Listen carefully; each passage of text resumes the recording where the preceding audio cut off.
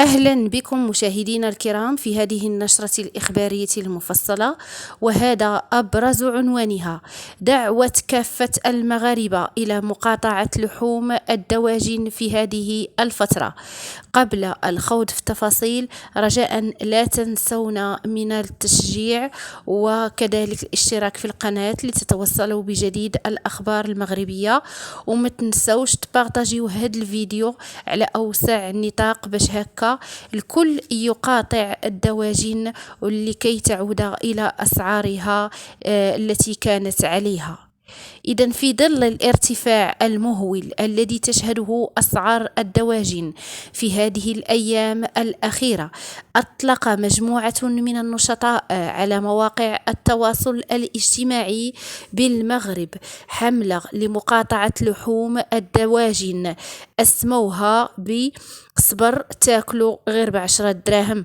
ارتفع ثمن الكيلوغرام الواحد ليفوق 25 درهما عوض 10 أو 12 درهما، وهو ما دفع بعدد كبير من النشطاء لنشر تدوينات تدعو إلى مقاطعة شراء لحوم الدواجن إلى أن تعود أثمانها إلى ما كانت عليه.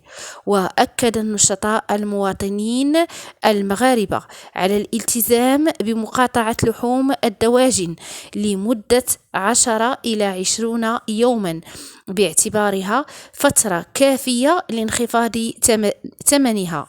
وتداول العديد من النشطاء على صفحات الفضاء الأزرق منشور يوضح طريقة لنجاح مقاطعة هذا النوع من الدواجن، وهي عملية تتم فيها المقاطعة لمدة 10 إلى 20 يوما، وستعطي نفعها بحيث سيعود الدجاج إلى ثمنه الأصلي.